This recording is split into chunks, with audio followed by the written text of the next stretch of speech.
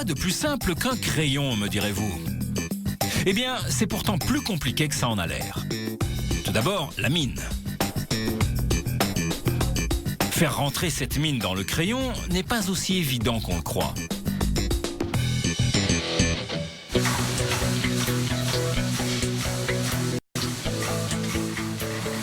Pour faire rentrer cette mine dans le et un énorme tambour d'acier. Un peu moins d'une demi-tonne de ces pierres sont placées dans le tambour pour y mélanger les ingrédients de la mine. Il y a cette poudre noire appelée graphite et de l'argile sous forme de poudre blanche. Le graphite est un type de carbone qui se trouve être de la même couleur que le plomb, d'où le terme abusif de mine de plomb. L'argile est un agent liant qui solidifie le mélange. Plus on met d'argile, plus le crayon est dur et plus le trait est fin. Ainsi, une mine dure 2H contient plus d'argile qu'une mine 2B plus tendre. Le H indique donc une mine dure et le B une mine tendre. Pour que le mélange soit parfait, le tambour tourne pendant 24 heures et on y ajoute de l'eau au fur et à mesure afin d'en améliorer la consistance.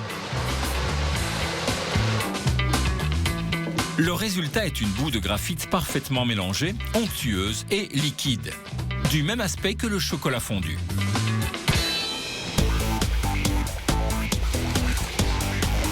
Pour transformer cette boue liquide en poudre sèche, on la verse dans des moules grillagés à l'intérieur d'un filtre presse qui fonctionne comme un étau géant pour extraire l'eau.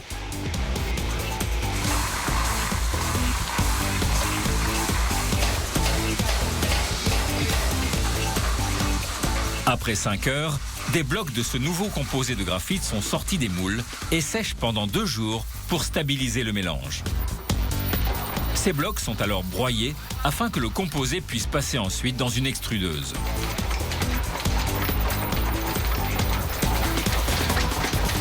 On ajoute juste assez d'eau pour que le composé devienne une pâte épaisse.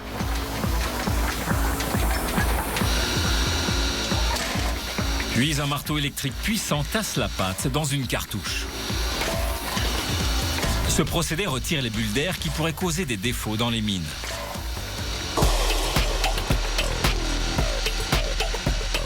Enfin, le mélange est prêt à être pressé pour devenir la mine du crayon. Pour ce faire, la couche pleine de pâte est chargée dans une extrudeuse qui pousse le mélange dans une buse très fine de la taille des mines de crayon. Les mines semblent prêtes à l'emploi, mais ce n'est pas le cas.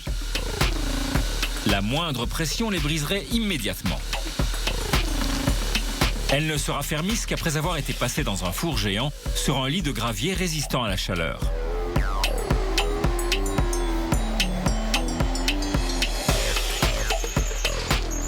L'intense chaleur active l'argile du mélange, ce qui durcit la mine et permet de lier l'argile et le graphite.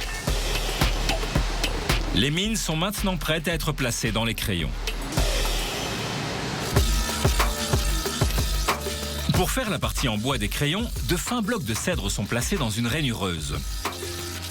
Le cèdre est le bois idéal pour les crayons car il est résistant et ne se fend pas.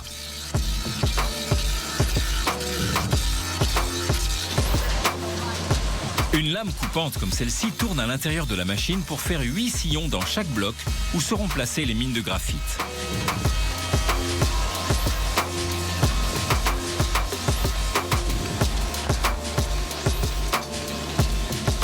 Puis on passe à une machine qui assemble 8 crayons en même temps en 3 étapes rapides.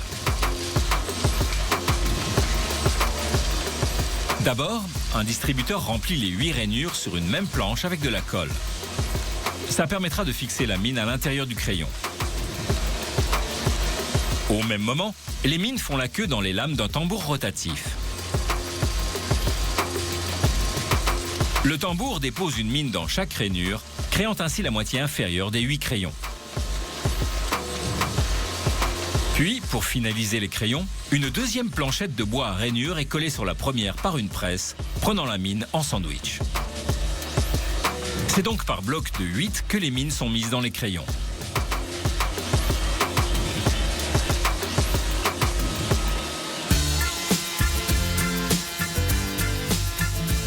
Pour couper chaque crayon, les blocs passent par un arrondisseur qui les sépare et leur donne leur forme hexagonale si familière. Cette forme hexagonale a été inventée pour les empêcher de rouler sur les tables. Vient alors le moment d'enduire le crayon de peinture jaune, qui doit être non toxique au cas où le crayon serait mordillé. Mais pourquoi jaune ? Les fabricants de crayons ont commencé à utiliser ce jaune clair dans les années 1890, car c'était une couleur depuis longtemps associée à la royauté. Le jaune était alors un pigment rare et une couleur chère à fabriquer. Un crayon jaune était donc synonyme de crayon de qualité. Désormais, le jaune n'est plus qu'une tradition, surtout aux États-Unis. Une fois la peinture sèche, une machine marque à chaud le type du crayon, un logo ou d'autres indications.